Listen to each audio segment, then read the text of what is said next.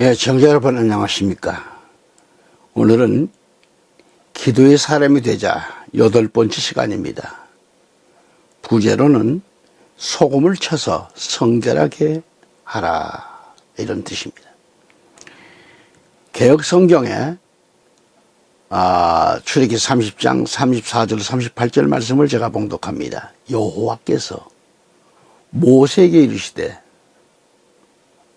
너는 소야향과 나감향과 풍자향의 향품을 가져다가 그 향품을 요양에 섞되 각기 같은 분량으로 하고 그것으로 향을 만들되 향 만드는 법대로 만들고 그것에 소금을 쳐서 성결하게 하고 그 향 얼마를 곱게 찌어 내가 너와 만날 회막 안 증거궤 앞에 두라. 이 향은 너희에게 지극히 거룩하니라. 내가 여호와를 위하여 만들 향은 거룩한 것이니 너희를 위하여는 그 방법대로 만들지 말라. 냄새를 맡으려고 이 같은 것을 만드는 모든 자는 그 백성 중에서 끊어지리라. 아멘.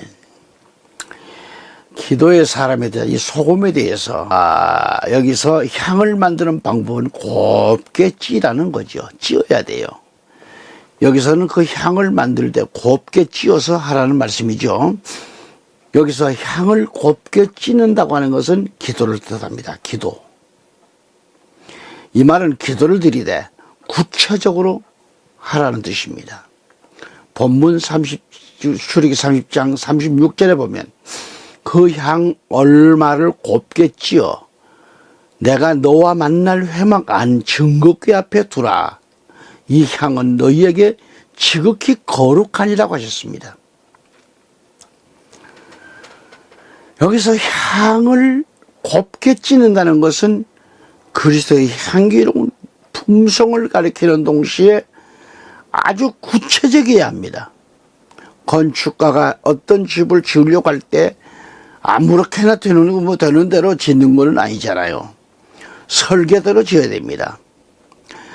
아주 세밀하게 하나하나 질서 있게 집을 짓는데 그렇게 짓지 않는다면 그 집은 도중에 그만 무너지고 말 것입니다. 오래가지를 못할 거예요. 그런 집은. 향을 곱게 찢는 것처럼 오늘 자신의 기도는 구체적인 목표를 가지고 하나님께 기도 드려야 한다는 거죠. 이방인의 기도처럼 중언부언해서는 안 된다는 얘기입니다. 마태복음 6장 7절에 나왔죠. 밤중에 찾아온 친구의 빵 3덩이, 누가복음 11장 5절에 이 한 과부의 가슴에 품은 원한, 누가복음 18장 3절에 또 가나안 여인의 딸이 그 흉측한 귀신 등등 그 밖에 여러 성경 곳곳에 기도 응답의 내용을 보면 그 내용이 아주 구체적이었다고 하는 게 공통점이에요.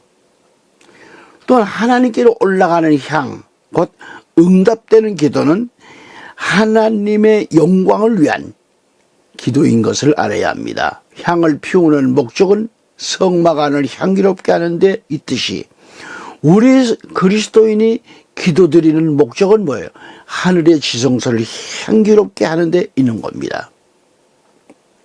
하나님을 위하여 만든 향을 자기를 위하여 사용해서는 안 됩니다.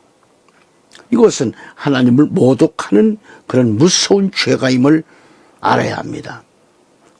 그러한 배은망덕한 그리스도인은 백성 중에서 끊어진다고 말씀하셨잖아요. 이는 영혼의 멸망을 당한다는 것을 가리키는 겁니다. 기도는 무엇이든지 자기의 요구를 하나님께 구할 수 있지만 그것은 하나님의 영광을 위하는 것이어야 됩니다. 자신의 방법은 절대 안 됩니다. 하나님의 법대로 해야 복을 얻는 겁니다. 아멘. 제가 30대 초반 그때에 매주 산에 올라가서 기도를 드렸습니다. 30대 초반에. 당시 그 천막교회 40여 평을 세워놓고 강대상은 사과 개짝과 합 한 조각을 주어가지고 강단에 교정시켜서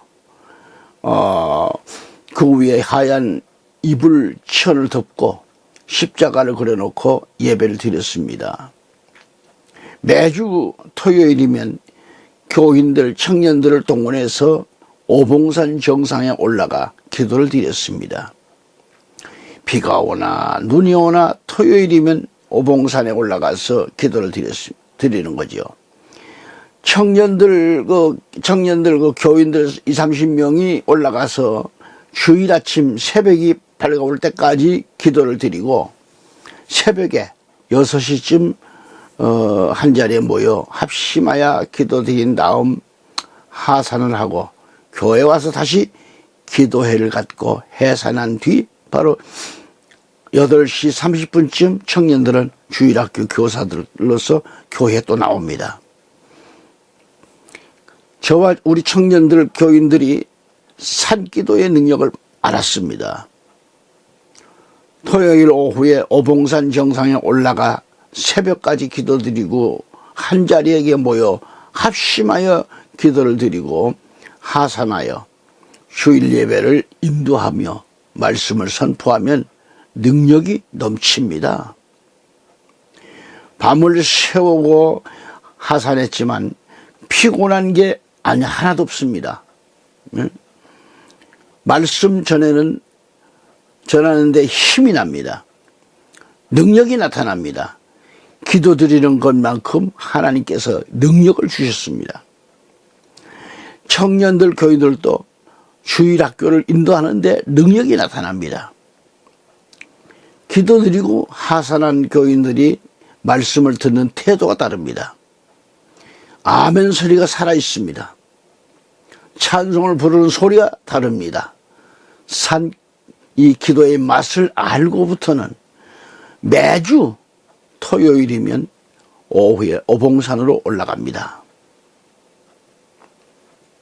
당시 산기도를 통해서 선지대학원대학교를 나와서 기도원 원장이 나왔습니다. 목사가 된 친구들도 있습니다. 곳곳에서 목회를 하나님의 은혜 가운데 잘하고 있습니다. 청년 중 한 사람은 안산에서 목회를 잘하고 있습니다. 성도들도 많습니다. 벌써 장로가 10명입니다. 저는 그는 저의 작은 누님 셋째 아들인데 저희 교회 청년으로 있으면서 주일학교 교사를 하고 있었습니다.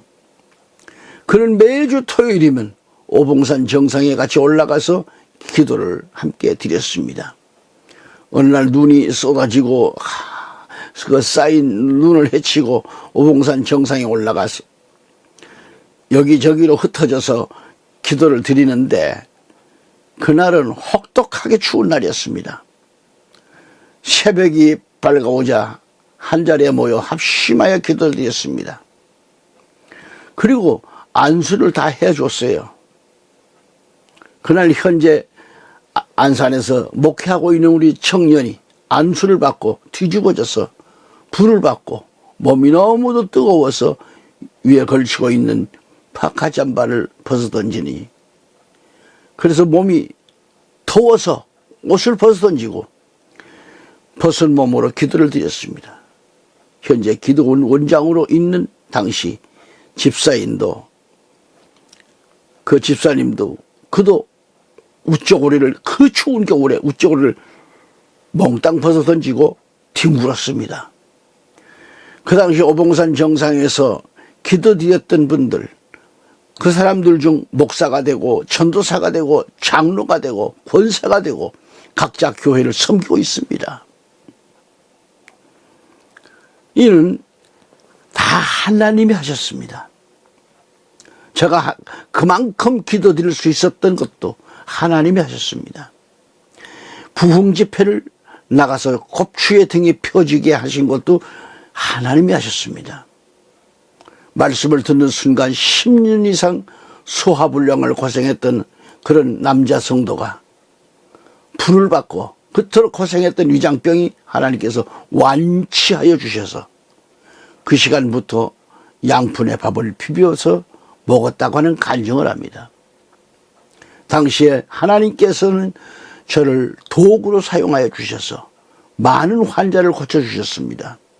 그래서 기도의 사람은 어떻게 사는가를 체험적으로 3주치천하고 있는 겁니다. 기도의 사람. 예. 혹 여러분 가운데 그리스도인이지만 아직도 분노 조절 장애를 갖고 있는 분이라면 직장인이라도 휴가를 내서 기도드리기를 원합니다. 기도원도 좋고 본 교회에서도 작정하여 매달리며 기도를 드리는 겁니다. 그 분노 조절 장애를 해결하기 위하여 기도를 드리는 겁니다.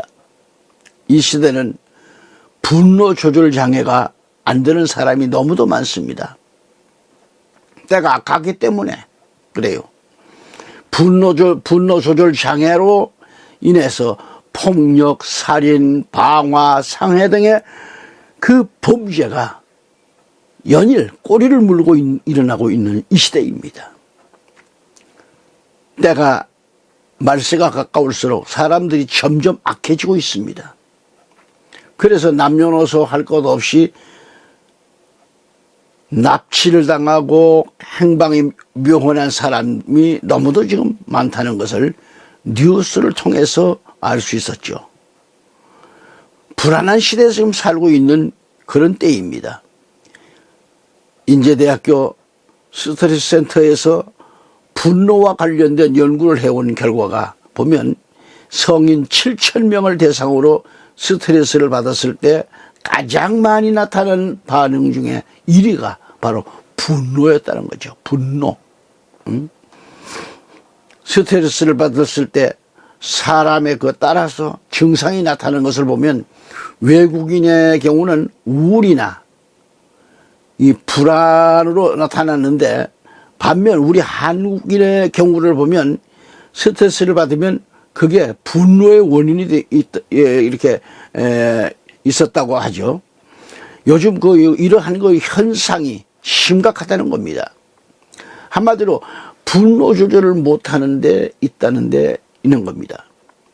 꼭 참고 견디면 해결될 일들도 그 분노 조절을 못해서 폭발하다 보니 이러한 현상이 나타나고 있다라는 것입니다. 왜 이러한 현상이 촉발하는가? 이를 분노 조절 장애라고 하는데 여기에는 외상후 격분 장애가 있고 간헐적 폭발적 장애가 있다는 거죠.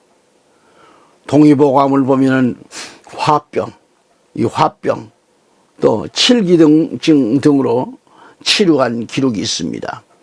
이러한 증상이 왜 일어나는가? 감정입니다. 감정. 이 분노를 조절하지 못해서 감정과 분노. 신체 두근거림과 답답함, 열감 이런 등이 나타나고요. 생각, 부당함, 무시당한 것 같은 그런 생각 등이 있는데 의학적인 그 치료법이 많이 있지만은 예수 그리스도 안에서 치료법을 찾아야 합니다. 출애굽기 15장 26절 말씀하시기를 내가 주 너의 하나님의 음성에 부지런히 기울이고 그가 보시기에 좋고 옳은 일을 행하며 그의 계명들에 청종하고 그의 모든 규례들을 지키면 내가 이집트인들에게 가져왔던 그 질병들의 하나도 너에게 내리지 아니하리라. 이는 내가 너를 치유하는 주이기 때문이라 하시더라 그랬습니다. 시편 103편 3절에 보면 그는 내 모든 죄악을 용서하시며 내 모든 질병을 치유하시고 라고 했죠. 예수 그리스도께서는 12 제자들에게 더러운 영들을 쫓아내며 모든 병과 이 허약함을 치유하는 그런 권세를 주셨다고 했습니다. 마태복음 10장 1절에 주께서 자기 12 제자들을 부르시어 그들에게 더러운 영들을 쫓아내며 모든 병과 허약함을 치유하는 권세를 주시더라라고 말씀합니다. 할렐루야. 이처럼 성경 말씀으로 치료받는 역사가 일어나야 합니다. 성경 신구약에서는 치유에 대한 말씀들이 참 많이 나옵니다. 넘쳐납니다. 반면 치유받지 못할 사람도 많이 나옵니다. 구체적으로 하나님의 말씀을 떠난 자라든지 죄진 영과 혼은 육적인 자들은 치료받지를 못한다는 것을 알 수 있습니다. 그러므로 하나님께로 돌아오면 어떠한 병이 걸렸든지 그 다 치유의 역사가 주께로부터 일어난다고 하는 사실입니다. 오늘은 또 여기서 말씀을 접습니다. 다음 시간까지도 안녕히 계십시오. 항상 부족한 사람 기도해 주시고 또 그리스도 안에서 참된 사랑으로 만나 뵙기를 기대합니다. 감사합니다.